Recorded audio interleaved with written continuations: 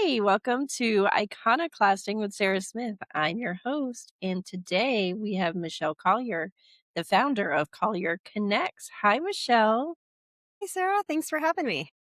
So excited you're here. So tell us a little bit about yourself and Collier Connects. So, I was in the education and nonprofit worlds for about 20 years. Started off doing a lot of working with adolescents and, in particular, in like non-traditional settings, and then eventually ended up working in a private school setting and nonprofit setting there, and just kind of haphazardly ended up in leadership roles because I didn't really seek those out, but eventually did that. And along the way, really did a lot of coaching and helping others every single time in each of those roles, and ended up developing affinity for that, let's say. And after some life events that took place, I took some time off, just did some pro bono work, and eventually had people saying to me, like, you should probably get paid for this. And so I really thought long and hard about what it is I wanted this to be. And that's how Collier Connects was born. It's a personal and professional development organization. And really, kind of the main goal is to just help others thrive. That's amazing. So when you say personal and professional development, what does that look like? Yeah. So clients, one on one clients on the personal side of it, they can contract with me independently or with my organization independently. But that's kind of more about their own. A lot of times those clients have like specific goals as far as things they want to accomplish in their lives. But other times they are kind of floundering after some major transformation, and they're trying to figure out like what's next for me. Right. So sometimes they come in with specific things they want to do. Like, I want to get into graduate school, and I want to work on that. Or sometimes they come in and go, this major thing changed in my life, and I don't know who I am anymore without it, and can you help me figure out what's next? And then as far as like in the professional side of it, companies can contract me to work with their leaders and employees within their organization who might need some more professional development than what they're able to provide in-house, or kind of leadership coaching as far as helping them be better mentors for their employees. But also, individuals have contracted me to work with them in their professional career and helping them in, like, I'm a supervisor and I'm having difficulty kind of figuring out how to best support my team. Can you work through with me on this? Can you work through with me on how to better work-life balance? So as far as, it depends on, each person needs something different, right? And each Hmm. organization might need something different. So it's very customized to what that need is, but it's always about development and growth. So there's always that fundamental understanding in the belief Hmm. of people's ability to grow and learn and thrive. So if a person or an organization doesn't have that growth mindset, then it really doesn't work. And it's a growth mindset, I think, is something you can learn, but it might take some pain to get there, Right. unfortunately. So yeah, so if you're not Yeah, already committed to it, right, you're probably not seeking someone else out to be able to do it. right. But the truth of the matter is, for organizations in particular, right, it's actually very costly for them to have to replace an employee. So Mhm, instead of having to do that, contracting with someone who can coach them, and whether sometimes, unfortunately, sometimes that coaching is that this isn't the right place for you. mhm, But being able to coach someone is, and invest a little bit there rather than having to spend all of that time and effort and finances into having to replace that person, is huge. But then the same mhm, thing, like, and that's not just for an employee, right? It's also at the leadership level. You see all mhm. these leaders who have made it into that leadership level because they're very good in their technical field, right?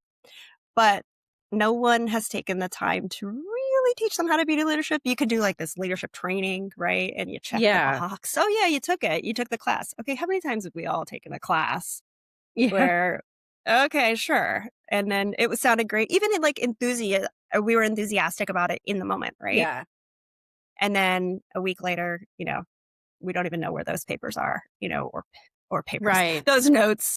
That's Yeah, papers. I'm dating myself here. But like, so I think that coaching just has such a longer impact on someone. And it really, my goal is to help those individuals see their own potential, and mhm, then work towards realizing it. So again, it's just about helping others thrive in whatever Yeah. realm they need to. Yeah, and I wanna go back to something you said about people going through very big changes and saying, "Okay, well, I don't know who I am anymore." And I it made me immediately think of when I had my first baby and the world was on fire from the pandemic, and work is basically my life and has been my life for a really long time, and I do get a lot of my worth from it. And so when I had my first baby and I ended up having really bad postpartum depression and anxiety, and then and not knowing how am I a mom too, and how do I balance that with everything I'm doing while also being, like, true to who I am. So, I imagine that would have been really helpful having somebody like you back when that struck. Well, and that's exactly it, right, Sarah? Like, is I you're kind of hitting it right there. Exactly, it was that what I did after these 2 years of just kind of doing pro bono work. I like sat down and I was like, who do I really want to help? And ultimately, I see me in the past and going, it would have been really nice to have a me. So Yeah, that's what I see is like yeah, I want to help others alter their lives before life does it for them. And mhm, I guess now is as good a time as any is to kind of talk about those life altering events, right? So yeah, your podcast is very much about how did we get this? How did we yeah, get to where we are off course? And yeah, I really, my whole life wanted to be an attorney. fabulous. Yeah, yeah, right. Like my parents were set. They told everybody she's going to be a lawyer. Yeah, Great. I decided to take a gap year between finishing up my college degree and when I was hoping to go to law school. And so I started taking those LSAT courses and decided, it's probably a good idea to work for a law firm while I'm doing this. mhm, And I started working in a law firm, first in their recruitment department, but later on in their HR department. And 2 weeks, there was like maybe 2 weeks into working with that mhm. law firm, 9/11. Yeah, and I was working downtown. It was my first real job out of college, and Downtown yeah, where? downtown DC. Sorry about that. Okay, So okay, no, that's yes, okay. I I was was like, was working, it New York? Yeah, no, in DC at 10th and Penn, so it was very okay, close. And like we had no idea what was happening, right? But we just yeah, kept hearing rumors that it was getting closer and closer to where we were. yeah, And the whole office, like it was such a different response between the yeah, staff versus the lawyers. And the lawyers were all sitting in their offices working, and the staff was running through the halls being like, I got to get home to my babies. Right. yeah, Metro was closed. People were not coming into the city. Like it was closed off. The city was closed off to anybody coming in. my goodness. And so I always tell people I grew up 5 years in that one day because Yeah, it really kind of pushed me to be like, hold on, is this what I'm going to end up doing with my life? Am I going to be mhm, sacrificing my life for big corporations or what am I going to do? yeah, And so I took a lot of time to really think about it. And granted, at the time, I thought that that's kind of like, wow, like what are these attorneys doing with themselves? But the truth is now that I'm older, I realize that yeah. it was more about them feeling like they had to succumb to the pressures of meeting deadlines, billable hours, client Oh my needs gosh. Yeah, above putting their own feelings and like recognizing those. And to me, like that was just another moment of like, oh my God, what are they doing? Right? yeah, Why can't they yeah, prioritize themselves and their lives? Why are they yeah, succumbing to the pressure? But I didn't know that back then. So we eventually it was a long walk across the bridge to with one of my colleagues who I just started working with because mhm, we couldn't take the metro. Did a lot of thinking, a lot of figuring that out, and spent a lot of time after that trying to figure out what was next for me. mhm, And I just kept having that little voice in my head that kept saying, go into teaching, go into teaching. I was like, no, be quiet. That is not a right. lucrative field. You don't Mhm, go from thinking you're going to make attorney money to making teacher money. But accurate. eventually I gave into it and got my master's and went into secondary education in the alternative schools, working with students they were on probation. So they were all in the juvenile court system. And it was a really different approach to teaching.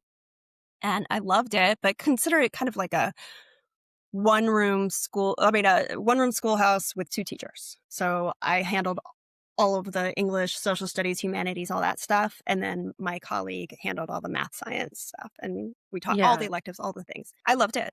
I loved yeah. it. It was Now really helping. Oh, go ahead. Well, did you do any traditional teaching So I did before? my very first year, which was my last year of graduate school, I did teach in a DC public charter school. So it was more in a traditional Mm, setting, okay. uh, as far as that could be. But and that Yeah. was great, but like it was just too much of a commute. Um and Yeah. but Yeah. but And yeah, so, so like, I go keep ahead. interrupting you. I'm No, so and I sorry. think I've we have just a got little so many lag. questions. No, go for it. Yeah. I'll answer them all. Okay. So when you were hearing that little voice that was like, do teaching, do teaching, is that something like you grew up wanting to do? Like, did somebody No, influence that? Or was it no. just like, No, but I've always been I mean, I always loved learning, right? yes. Yeah. And I think it was that, and also those teachers who really impacted me, Hmm. I still to this day think of who they were, and I I do know their too. names, right? And so it was so impactful to me. And my mom growing up, so my mom is from Ecuador and she came to this country with Mm. a suitcase, you know, Oh my goodness. but she had her accounting degree, but it didn't count here. It wasn't Yeah. Yeah. it Yeah. Yeah. wasn't the same back then. And so she had to start all over. And one of the things she did was she ended up just taking care of kids at her home and it so that she could be home with me. And so she did that, right? And she thrived in that. Her Yeah. my whole life.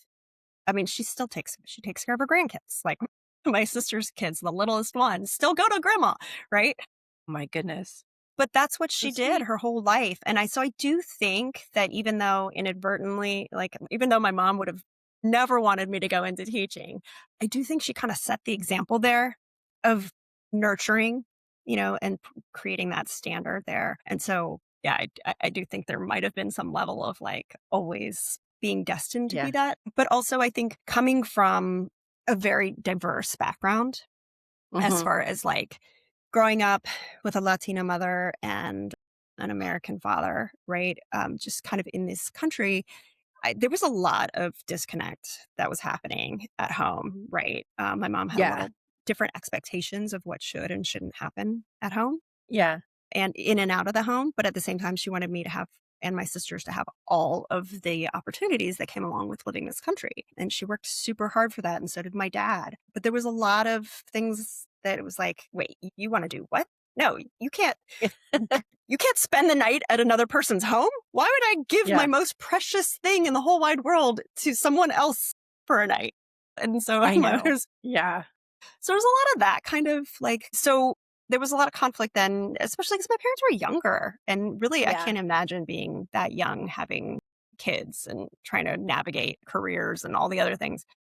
But I think Yeah. a lot of that is kind of influenced also my ability to kind of see things from different perspectives and pull them Oh, of in and course. not always have like a knee jerk reaction to things. So I think Yeah. that's helpful in I education. I can only imagine. I do think that if I had been on a different path, I think I probably would have been a nurse or something because I really enjoy, like, when I was pregnant with my last kid and it was a C-section, I was like, "Ooh, can we see this stuff?" And my husband was like, "You're gross." I was like, it's my stuff. I just want to see it."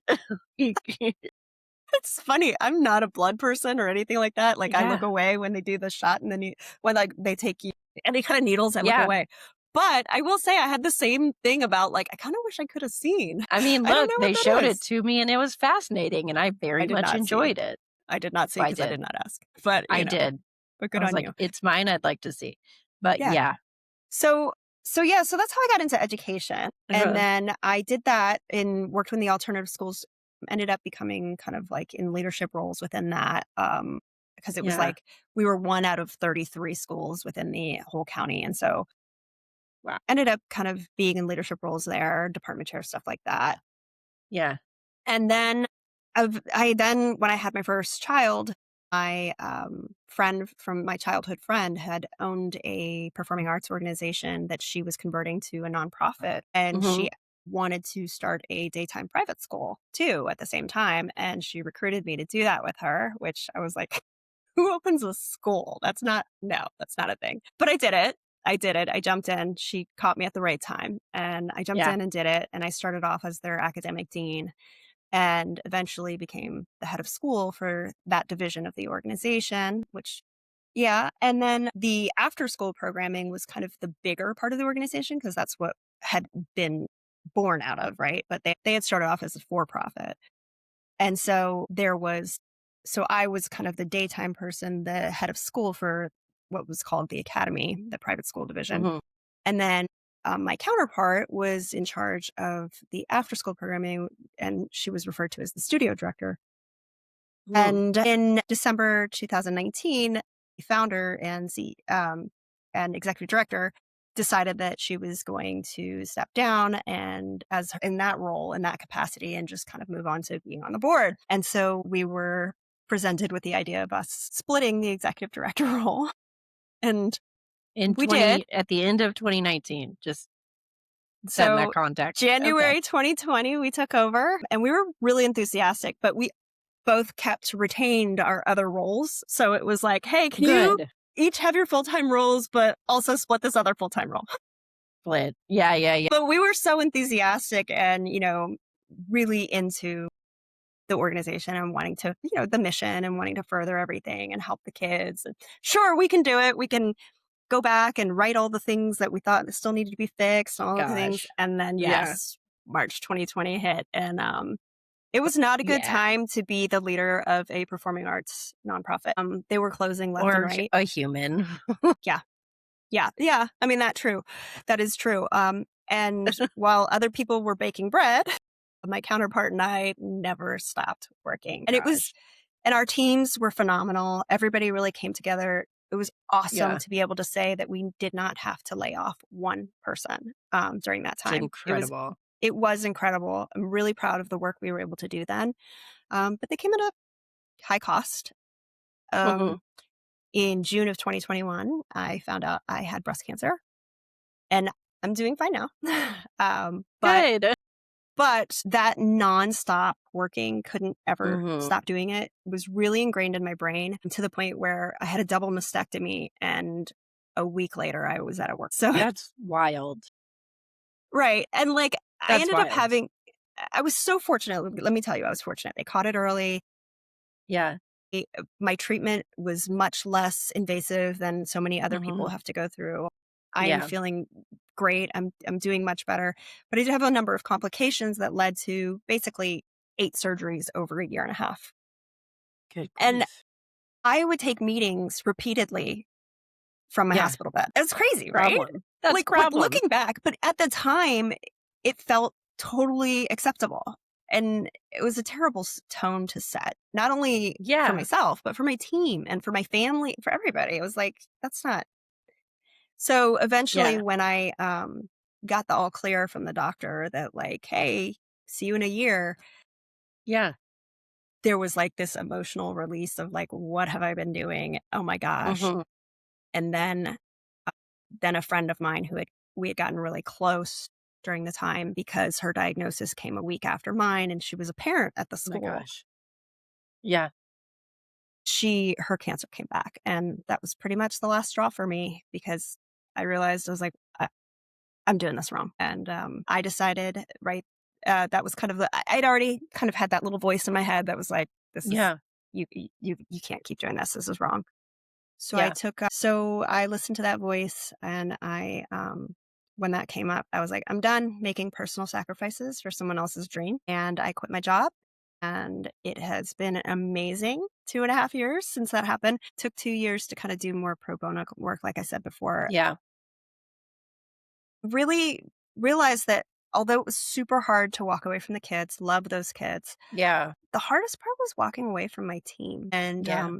for me, being able to support my team and help them achieve things and see how awesome it felt for them to see their work, their accomplishments, all the kids and their accomplishments too. It really Mhm. was what brought me the most joy was when they achieved, not so much when I achieved. Yeah. And Yeah. so that to me ended up kind of speaking to that's what I need to do. I need to help Yeah. others achieve. And that's where I'm at. I don't really want to And be in that's charge. I want to help the people who are in charge or the people who want to be in charge or even if you don't want to be in charge. But Yeah. uh, yeah, So from attorney, wanting to be an attorney, and to teacher, to executive director plus and breast cancer survivor, and now you are an entrepreneur with Collier Connects. That is crazy. I yeah, love that for you. I hope so. Yeah, I mean, Yeah. it's going pretty well. I mean, wonderful. I love that you took, like, 2 years to do stuff pro bono, and then you were like, "Oh, I should get paid for this." Yeah, I mean, listen, people were I hope my husband doesn't listen to this because he wanted me to get paid for it way longer than that. It's fair. But yeah, no, Yeah. it's it's just a natural thing. I think, it ended up being the thing that I never knew, and along the way, I never Mhm. knew that I would end up in each of these spots, right? So, Yeah, yeah. yeah. So what do you think, and you can share 1 to 3 things, is what I usually ask. What are 1 to 3 things you would tell somebody, about, a nonlinear, non-traditional journey, especially, like, being somebody who's thrived in it, right? Yeah, That's our word of the day is thrive. yeah, that is my I do like that word. If you It's a didn't good notice, one. I only said it like 10 times. It's a good one. So, to me, I really think that when life is trying to tell you things, maybe listen. Yeah, it's a good one. um, right? Because those little voices, those little cues, those little signals that you keep picking up on, it's really, to me, what has led me to where I'm at. Yeah. And if I wasn't open to it, I wouldn't end up where I am, right? Because I thought Mhm. for so long that I was a square, I was a square, I was a square. It turns out Mhm. that I don't actually know what my shape is because it keeps changing, right? Yeah, that reminds me of The Missing Piece by Shel Silverstein. But So, yeah. So, yeah. yeah, and I mean, the other big piece would be to start with why. Love Simon Sinek. Um, Yeah, that's a good one. and I would say to me, reading, even though I'm a huge, personal development, organizational psychology Mhm. person, but I will say that when I read that book, I realized that didn't actually matter what I did as far as the what. It was always about the why. And for me, the why Yeah. has always been to help others thrive. And so if I know that I'm doing a job that allows me to do that, Mhm. then that's where I'm meant to be. That's beautiful. I love that. And I'm also big on helping others. Yeah. Yeah, it jives. Well, this has been It's good stuff. amazing. Well, thank you. Yeah. I really appreciate it. Thank you so much. Yeah, thank you for coming on, and we will talk to you soon. Yeah, we'll be in touch. Thanks a lot, All Sarah. right. Thanks. Bye.